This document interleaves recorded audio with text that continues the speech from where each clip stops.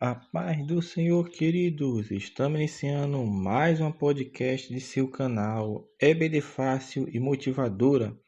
E na podcast de hoje nós comentaremos a lição de número 8, Jovens, que tem como título A Impureza da Igreja de Corinto, Repreensões e Exortações.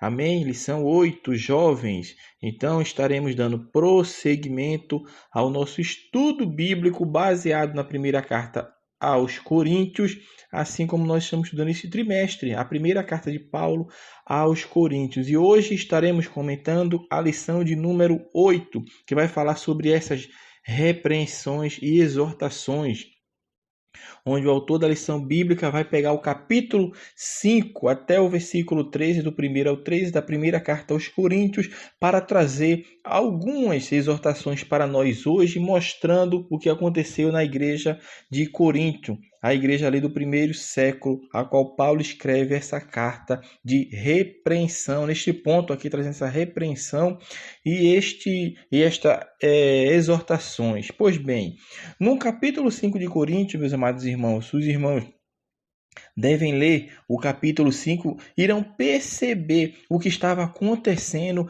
dentro da igreja de Corinto. E o apóstolo Paulo vai começar a repreender, porque ele está querendo que os coríntios, aquela igreja que foi fundada, foi plantada pelo apóstolo Paulo, para que eles mostrem respeito e cuidado com o corpo de Cristo.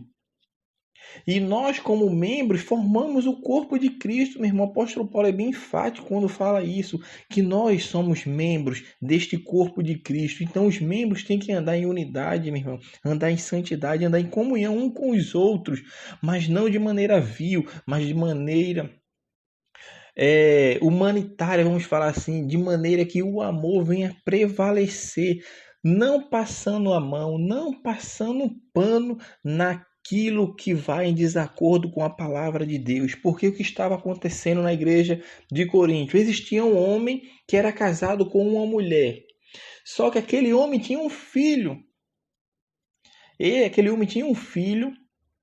E este filho estava agora tendo relações com a sua madrasta, ou seja, com a esposa de seu pai. E o que foi que o apóstolo Paulo está escrevendo? Que isso estava acontecendo e ele estava na igreja. E a igreja não tomava uma atitude para tirar este pecado do meio do seio da igreja, porque estava contaminando o corpo de Cristo. Tinha um membro do corpo de Cristo que estava enfermo e a igreja não estava dando o medicamento certo, não estava dando o medicamento eficaz para combater aquela fornicação que estava acontecendo no seio da igreja. E é isto que Paulo agora está falando aos Coríntios. E ele começa repreendendo, falando que nem entre os gentios.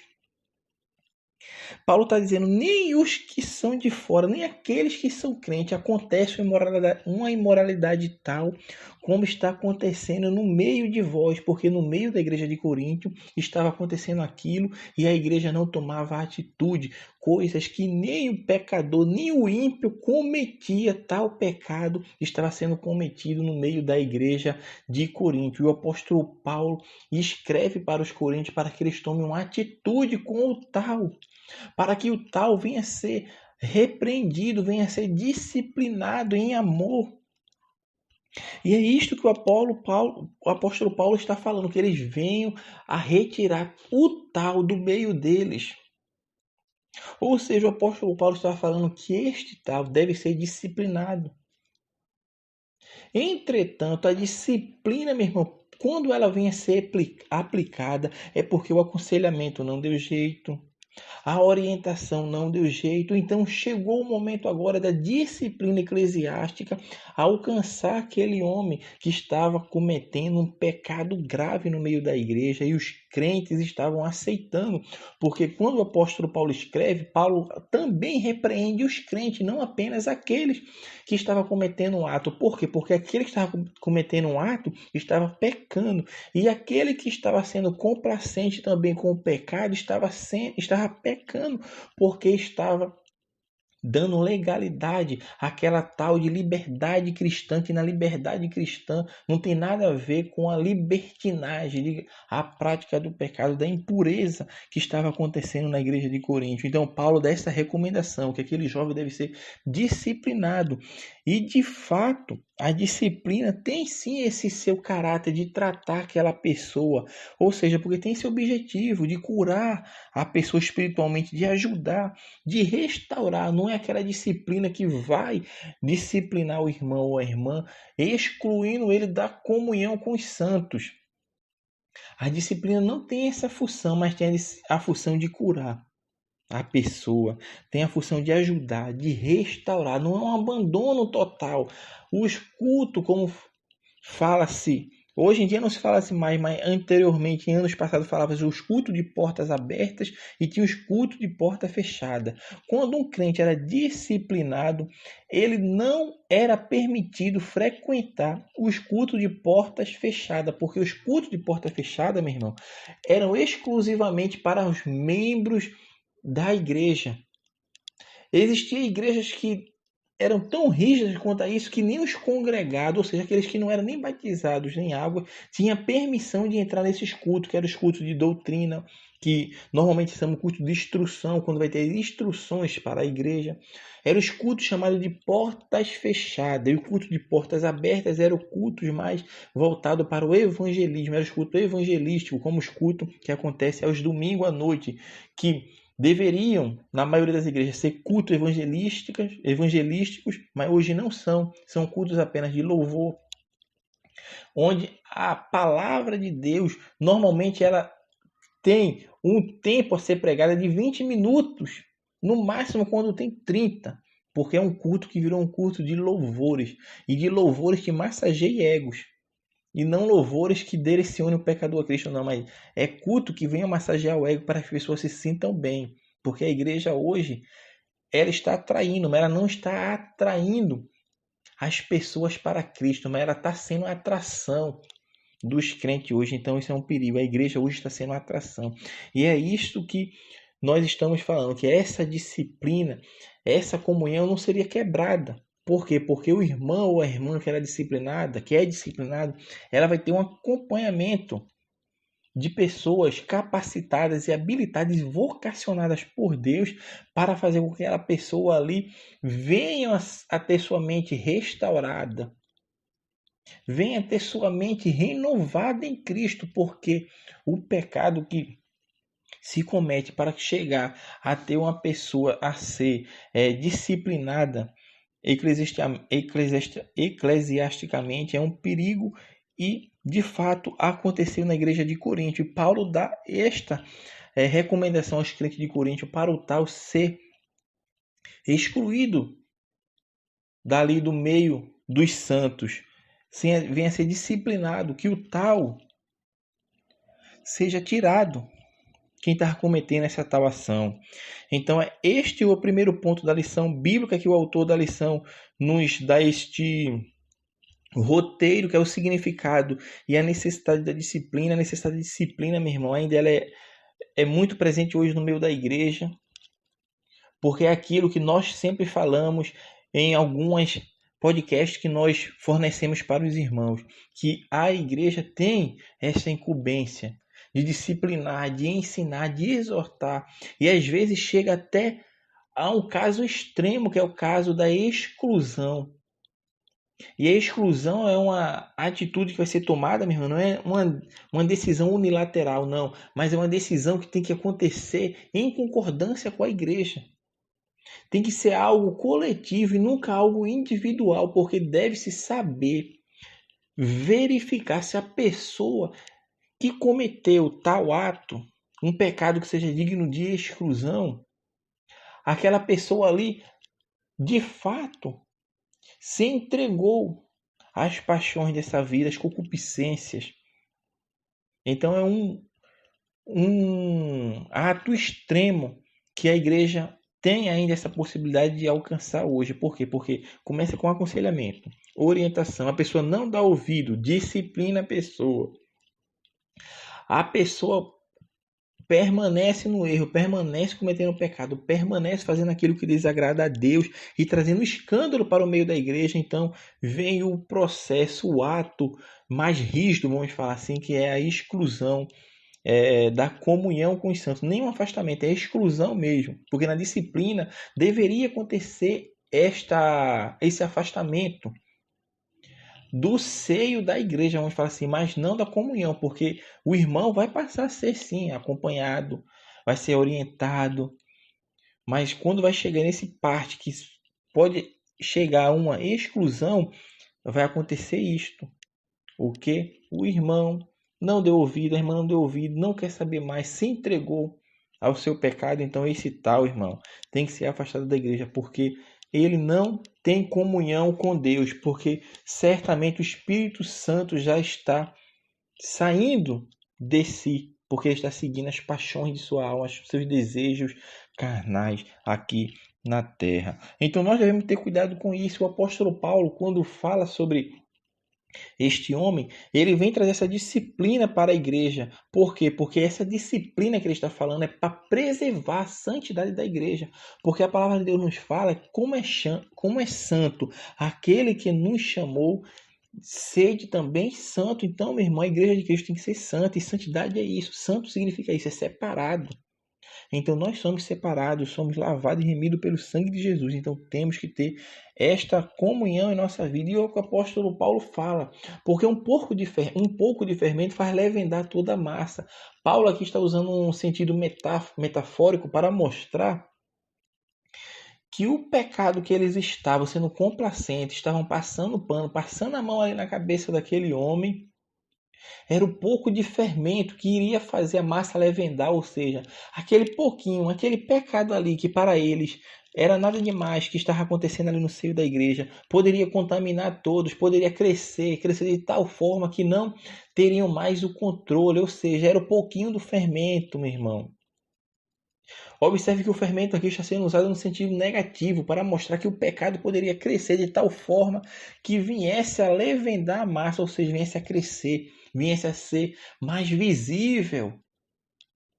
Porque por enquanto estava acontecendo ali no seio da igreja, mas isso poderia crescer de tal forma que os ímpios não seriam mais impactados pelo evangelho, que os descrentes, os pecadores não seriam mais levados a crer. Por quê? Porque se o que ele faz em sua vida pecaminosa, em sua vida ímpia, é o que está sendo feito também na igreja, então para que eu vou entrar numa igreja, aceitar Cristo, fazer parte do cristianismo, se tudo que eu pratico aqui em minha vida a igreja também está fazendo, a igreja também está seguindo.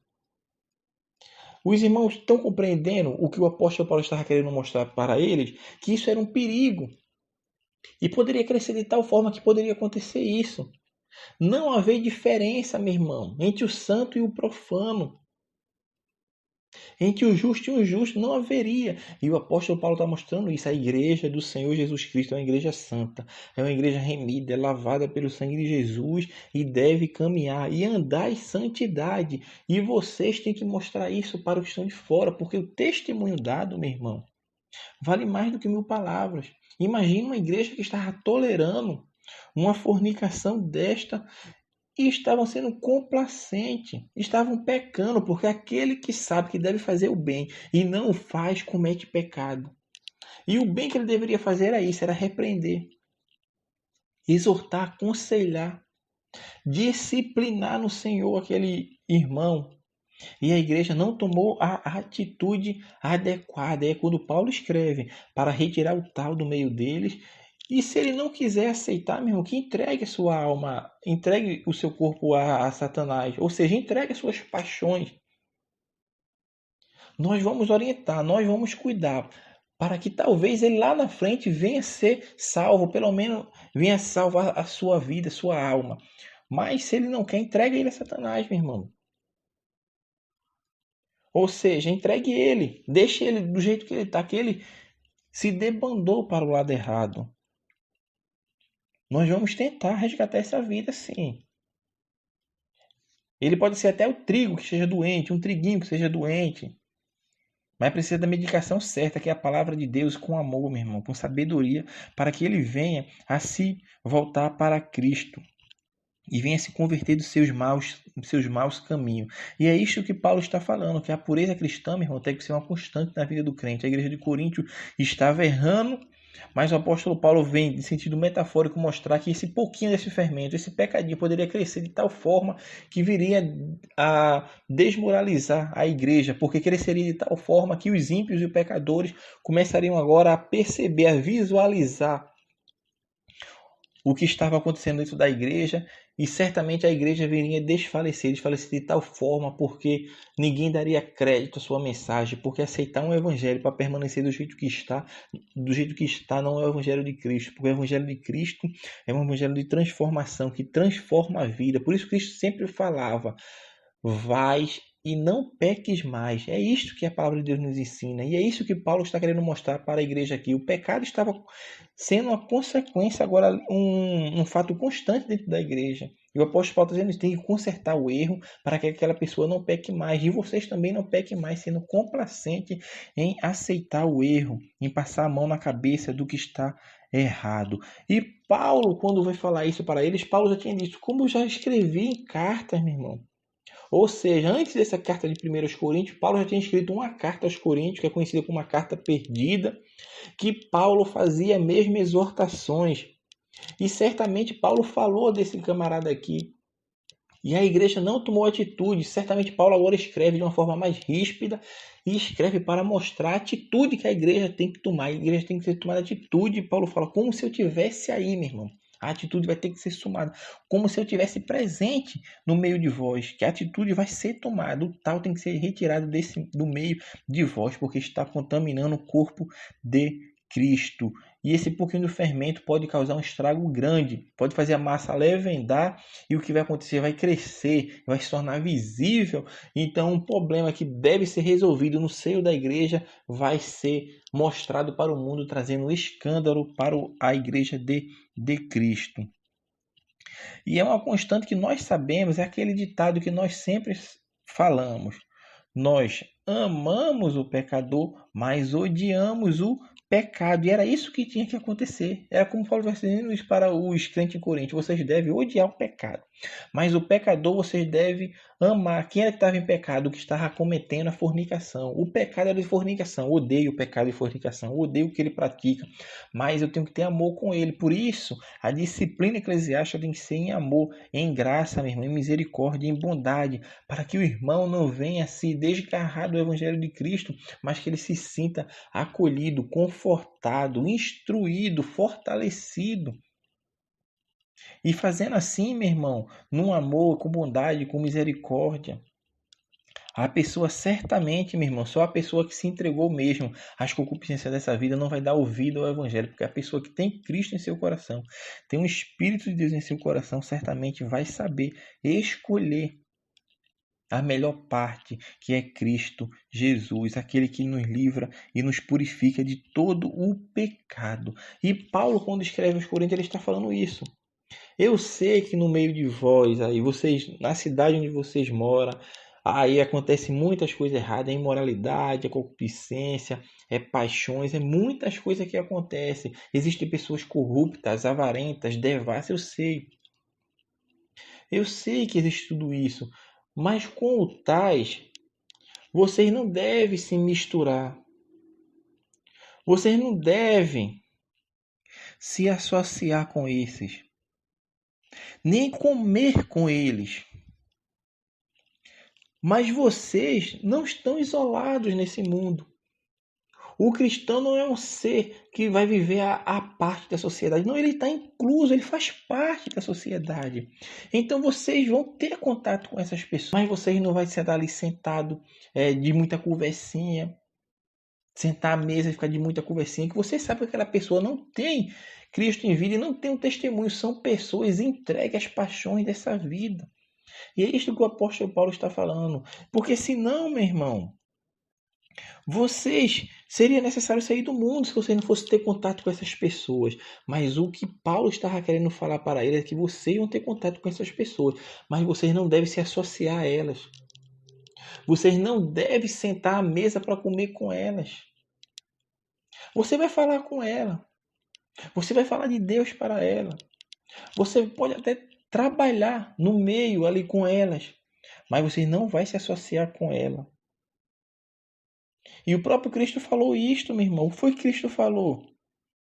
Meu irmão, se você não quer passar por essas coisas, seria necessário tirar vocês do mundo. E Cristo fala: não peço que eu os tire do mundo, mas que eu os livre do mal, meu irmão. Cristo falou. E o apóstolo Paulo também fala: seria necessário tirar vocês deste mundo. Se vocês não viverem no meio de devassos, de roubadores, de mentirosos. Então é isso que o apóstolo Paulo está falando. Vai acontecer tudo isso. São pecadores. Mas você deve odiar o pecado e amar o pecador. A sua vida, meu irmão, seu testemunho de vida pode alcançar uma vida que está desgarrada. Principalmente onde está na igreja, você pode ser instrumento de Deus naquela vida daquela pessoa que está cometendo um ato libertinoso, um ato pecaminoso, um ato que contrarie as Sagradas Escrituras, que fira a santidade de Deus, meu irmão. Então nós temos essa incumbência de sempre acompanhar, de sempre instruir, orientar aquelas pessoas que estão cometendo atos que venham a manchar a imagem de Deus e a imagem da igreja de Cristo, porque o corpo de Cristo é santo, meu irmão, e a igreja de Cristo tem que ser santa, purificada, sem mácula, sem mancha nenhuma, meu irmão. Então, meus amados irmãos, é assim que nós encerramos este nosso podcast, a lição número 8, que falou sobre a impureza da igreja de Corinto, repreensões e exortações. Uma lição baseada unicamente no capítulo 5, neste episódio que estava acontecendo na igreja de Corinto. Então, que Deus abençoe os irmãos e até a nossa próxima podcast aqui no seu canal EBD Fácil e Motivadora.